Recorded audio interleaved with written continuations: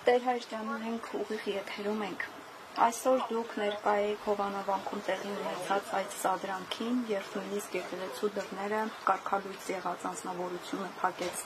հավատավոր մարդկանց առջև, նախ կմանրամասնեք ինչ էր տեղի ունեցել եւ ստեղծված հոգեվոր խորհրդի հետ կապված։ Արդեն իսկ անցյալ օրը Մայրաթոր Սուրբ Էջմիածինը նամակով իրենց տեղեկացրել էր, որ նախկին Տեր Արամին տեղեկացրել էր, որ այլևս ինքը այսօր կեսօրից հետո մինչև ժամը 3-ը պիտի թողնի վանքը, որովհետև կարգալույծ եղած է եւ իրավունք չունի խորան բարձրանալու, որևէ ծիսակատարություն անելու, ավանդատուն մտնելու եւ այլն, որը որ արձանագրվել է լրատվամիջոցների ներկայությամբ հենց վանքի բակում։ Եվ վանքի բանալիները ինքը պետք է հանձներ խորհրդին, այս խորհուրդը ձևավորվել է վեհապար հայրապետի տնօրենությամբ եւ այս խորհրդի մեջ 3 անձեր են. Շնորհք Աբեղա, Մուշե եւ Եղիշե քահանաները։ Եվ այս խորհուրդը 3 հոգեվորականներից բաղկացած այս խորհուրդը առաջնորդի լիազորություններով պետք է այն նույն հոգեվոր ծառայությունը, սպասավորությունը, որ տեղի էր ունենում Մկրտիչ Սրբազանի առաջնորդությամբ, այդ նույնը պիտի շարունակվեր, բայց ցավալիորեն եւ շատ խաղաղ, շատ հանգիստ մենք վանք գնացինք, բայց ցավալիորեն պարզվեց, որ վանքում արդեն իսկ մարդիկ կան, ովքեր որ իրապես հրահրեցին, նույնիսկ այնտեղ բաների մեջ երևում է, որ փորձում ենք մենք հոգեվորականներս խաղաղեցնել ժողովրդին, որովհետև տեղի էր ունենում պսակադրության արարողություն եւ փորձեցինք հնարավորինս այնպես անենք, որ այդ պսակադրության խորհուրդը չխափանվեր, բայց իրենք ամեն կերպ հայհոյանքներով եւ լրագրողներին ներկա, եւ քահանաներիս, եւ բոլորին առհասարակ այդպես սադրեցին։ Ես ցավում եմ սրա համար։ Իրապես ցավում եմ, որովհետեւ այս անամոթությանը մի օր պիտի անպայման վերջ տրվի։ Թույլ տվեք այսպես որակել։ Մի փոթորիկ էր։ Եկավ եւ անցավ եւ առիթից օգտվելով, որպեսզի մեր լսարանը տեսնի այս ամենը եւ լսի հատկապես թույլ տվեք բջջային հեռախոսից ընթերցեմ ձեզ մի կանոն, եթե կարելի է։ Աշխարհաբարով կընթերցեմ, որպեսզի հասանելի լինի նաեւ մյուսներին։ Տեսեք, Անտիոքի ժողովից մի հատված եմ ընթերցում ձեզ 100-ամյակներ առաջ մեր եկեղեցվոս Սուրբ Հայրերի կողմից այս կանոնը հստակ դրված, սահմանված։ Ինչ է ասում։ Եթե որևէ քահանա կամ սարկավակ արհամարեց իր եպիսկոպոսի հրամանը, երբ եպիսկոպոսը նրան մերժեց եւ հեռացրեց անկարգությունների պատճառով, անհնազանդության պատճառով, եւ այդ երեցն ու կամ սարկավակը առանձին ժողովվեցին ու սուրբ սեղան հաստատեցին, այսինքն սուրբ պատարագ մատուցեցին, որ պատրաստվում է ամսի 26-ին մատուցելու։ Չլսեցին եպիսկոպոսի կոչը, անարգեցին նրան ու չկամեցան նրան երկիցս եւ ավելի անգամ արտասանած բարի խոսքերին ականջարուր լինել, եւ սա եղավ։ 2 անգամ Տեր Հովել եւ Տեր Մկրտիչ ավագ քահանաները գնացել են իրեն, հորդորելով վերադարձ չի եղել։ Ես եմ առիթ ունեցել 3 անգամ իրեն հետ խոսելու։ Եվ նույնիսկ խնդրել եմ, որպեսզի միասին գնանք Հայր Շնորհքի մոտ Ստեփանոս վանքում, գիշերը մնանք աղոթենք իրեն համար։ Ինքն ասաց, որ ամեն բան վերահսկողությունից դուրս է։ Եվ տեսեք, հետաքրքիրը ամենավերջն է կանոնի։ Իսկ եթե համառեն ու խռովություններ հարուցեն, որը տեղի ունեցավ, եւ հոկտեմբեր 10-ին որ ես գնացի ուժայիններ կանչեցին եւ գյուղի ժողովուրդը փորձեց որոշ մաս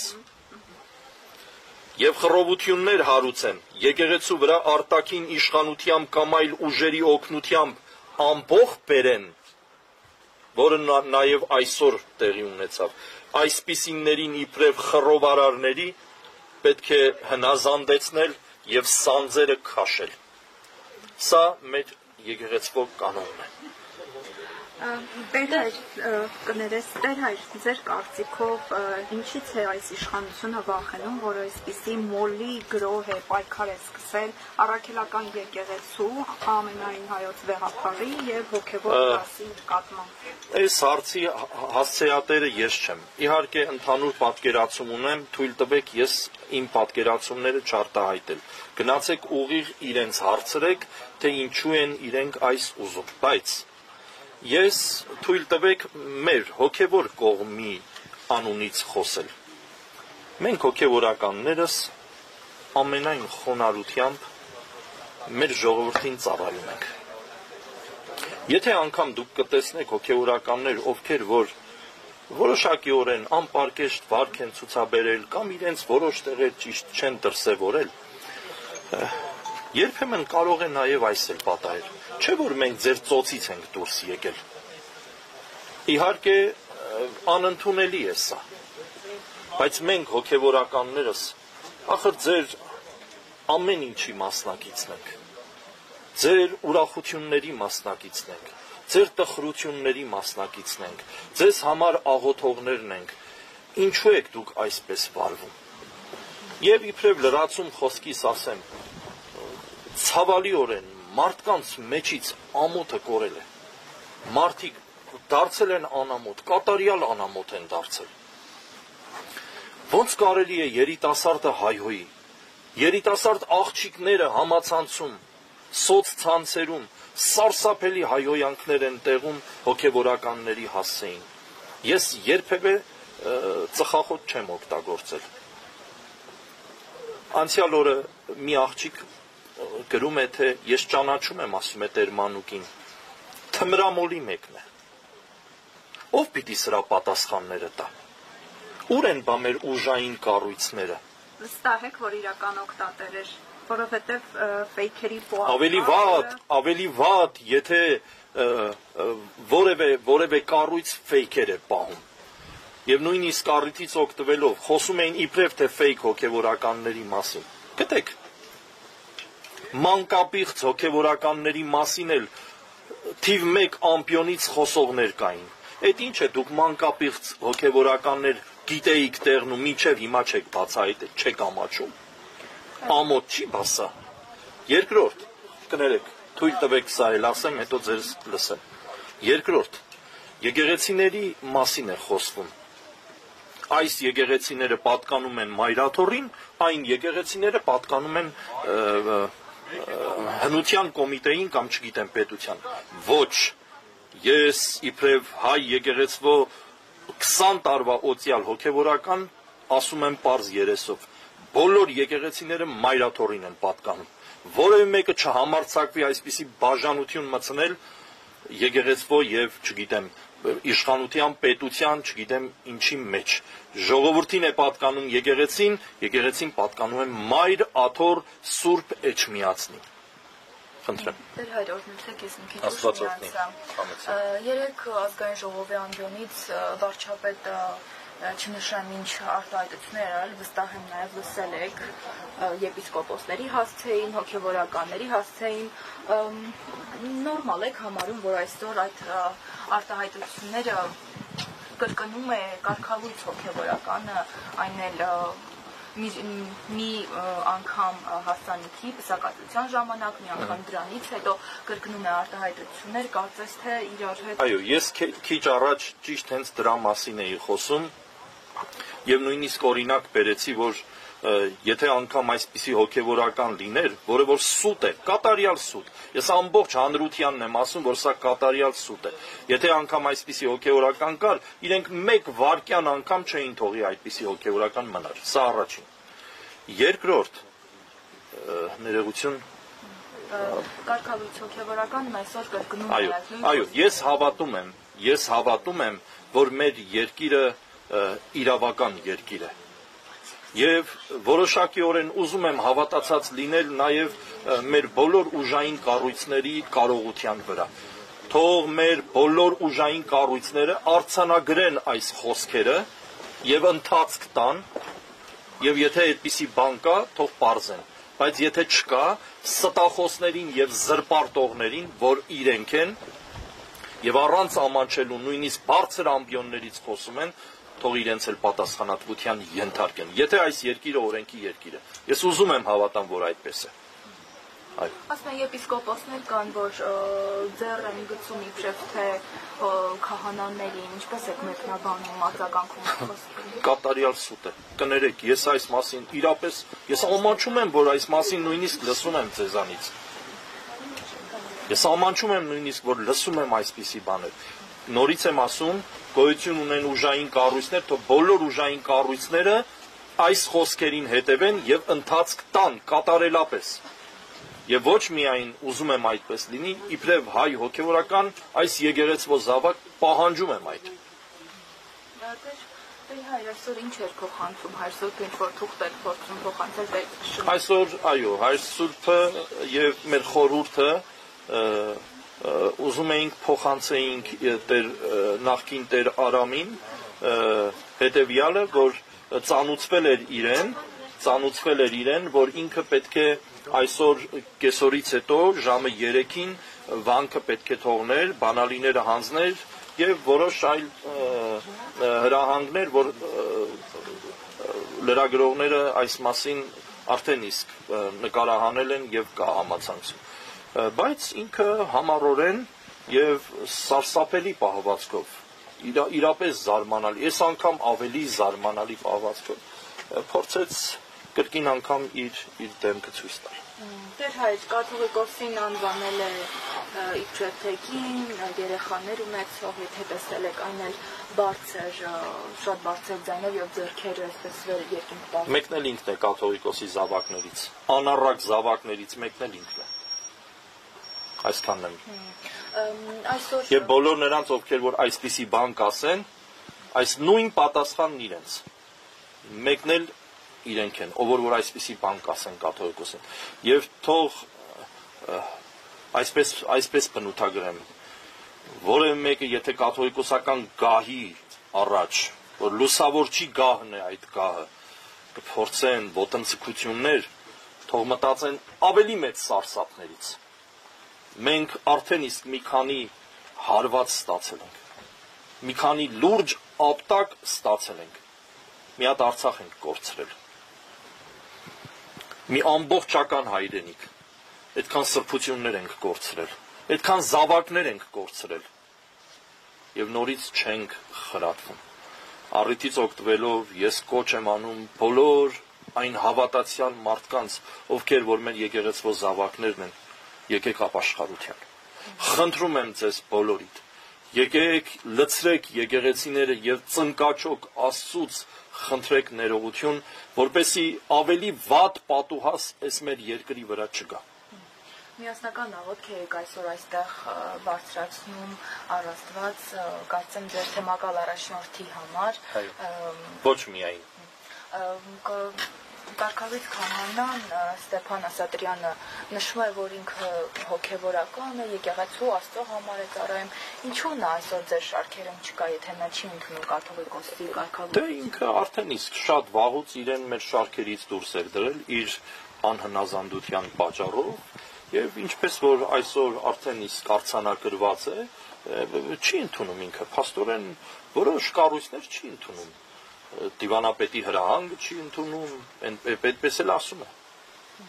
Այո, նվիրապետությունը չի ընդունում, այս չի ընդունում, այն չի ընդունում, եւ ես քիչ առաջ Անտիոքի կանոններից 5-րդ կանոնը կարդացի, ճիշտ այսօրվա մասին է։ Եվ նրանք, ովքեր որ մասնակից եղան, նաեւ այս մարդիկ շատ լուրջ մտածելու բան ունեն։ Այսօր ասում է 27 տարեկան խելացի էլ կա, 40 տարեկան անխելք էլ կա։ Ինչպես կմեկնաբանեք այդ խոսքերը։ Ոչինչ չեմ ուզում խոսեմ դրա մասին։ Ասում եք գուցե մի քանի տարի հետո ես էլ ինձ անխելք համարեմ այսօրվա համար։ Ամեն վարքյան դարձի ճանապարհը կա բոլոր մարդկանց, բայց պիտի ուշադիր լինեն։ Սուրբ Հոգու դեմ հայհոյությունները չեն ներվում։ Շատ ուշադիր պիտի լինեն։ Ինչպես է ստացվում, որ հոգևորական ով օծվել է, ստացել է կաթողիկոսից իր քահանայական ինչպես ասեմ, կարգ ասեմ, թե իր քահանայական աստիճանը, հա, բայց այսօր չի ընդունում այդ նույն կաթողիկոսի կարգավիճության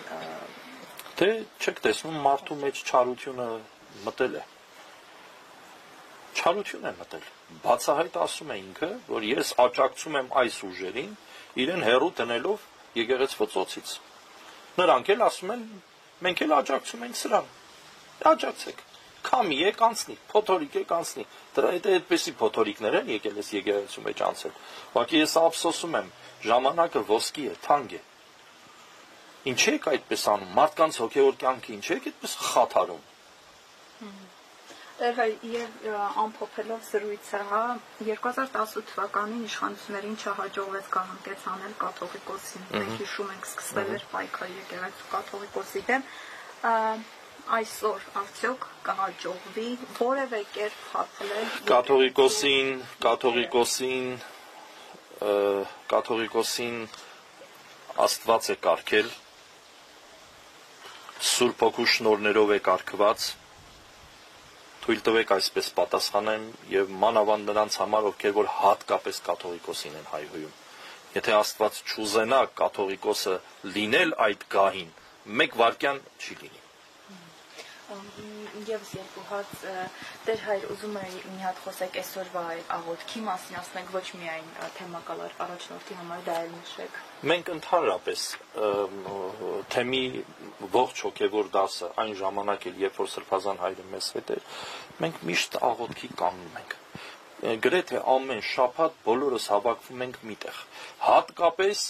պահքի շրջանում, մեծ պահքի շրջանում ամեն ուրբաթ մեզ համար աղոթքի ժամեր ենք սահմանում եւ բոլորս հավաքվում միշտ աղոթում ենք։ Այստեղ վանքում հերթապահության ենք բոլոր քահանաներս։ Օրինակ իմ հերթը ամեն չորեքշաբթի օրն է, ես հերթապահության եմ այս վանքում եւ կատարում ենք ժամերգություններ մեր քույրերի հետ միասին։ Այնպես որ դա մեր առօրյան է, մեր կյանքն է, մանավանդ այսօր էլ դե հայտարարություն տվեցինք, որպեսզի հավատացյալներն էլ իմանան, որ մեր սրբազանների, մեր Տեր Գարեգինի բանտարկյալ մեր հոգևոր հայրերի եւ եղբայրների համար աղոթեցինք, ինչպես միշտ։ Վերջին ամիսներին նա լինում էր ձեզ հետ այդ աղոթքի շարքերում նա կար, բացի այս վերջին մեկ ամսվա դրանից առաջ։ Երբևէ չի եղել։ Իր կամքով։ Ասում եմ, քիչ առաջ ասացի, որ ինքը իրան արդեն իսկ եկեղեցուց դուրս էր դրել։ Տեր Հայր, նաև նա այսօր այսպեսի մի արտահայտություն արեց, ասացի, եթե որոշի ի վերջո ինչպես Փաշինյանը բնութագրում գրոհի վեհարանը եւ վեհապարին դուրս հանի վեհարանից, ինչպես ինքն է գրում եմ, ինչպես Փաշինյանն է այդ խոսքերը ասում, որ շարքերում կկանգնեք կաթողիկոսի կողքին, թե Փաշինյանի կողքին, նա ասաց ճշմարտության, ո՞րն է ճշմարտությունը։ Ճշմարտությունը առաքելական մեր Սուրբ եկեղեցին է, մեր նվիրապետական կարգով եւ եկեղեցվո գլուխ ամենայն հայոց կաթողիկոսով։ Թող հարցակվեն։ Թող տանեն կաթողիկոսին։ Մեր եկեղեցու սրբազան հայրերից մեկը, լուսահոգի հայրերից մեկը, Մաղաքիա Օրմանյանը, մեծ մտավորական, մի օր դահլիճ մտնելով, հյուրասիրության դահլիճում, որ պիտի գնար իր տեղը բազմեր, ուղղակի պարզ մի տեղ է նստում։ Եվ իրեն ասում են, որ Սրբազան ինչու ես այստեղ նստել, քո տեղը այսինչ տեղն է, պատվավոր ավելի տեղն է, ասում է, որտեղ Սրբազանն է, պատրիարքն է նստած, այդ տեղը կենտրոնն է։ Թող տանեն կաթողիկոսին։ Կաթողիկոսին կտանեն, ենթադրենք բանտը կլինի վեհարան։ Ավելի լավ կորտնվեն բանտի ժողովուրդը։ Ուր էլ տանեն, վեհապարը մնալու է վեհապար, ուր էլ տանեն, այդ տեղը դառնալու է վեհարան։ Թող գրոհեն։ Կարծում եք նա կլինի Փաշինյանի այդ չեն գրոհել, պատմության մեջ չեն գրոհել, չեն արել, այնքան են հարձակվել, Խորեն Մուրադբեկյան կաթողիկոսին չխեղդեցին, մեր եկեղեցին ավելի ծանր օրեր է ունեցել, Աստծու կամքն է, Տիրոջ ողորմությունն է, Աստված կտնօրինի ամեն բան։ Կարծում եք նա կլինի այդ ամուսնացյալ քահանան։ Պողոս Սարաքյալը Ոչ Փաշինյանն։ Տիմոթեոսին ուղված նամակի մեջ ասում է, ինչ էլ որ կլինի, Հիսուս Քրիստոսով խնդա եւ ուրախ ելներ։ Հիմա Տիրոջով դուք բոլորդ էլ, մեր ժողովուրդն էլ, մեր հավատավոր ժողովուրդն էլ, թող Տիրոջով խնդան եւ ուրախ լինեն։ Ապրեք Աստված օրհնի ձեզ։ Շնորհակալ։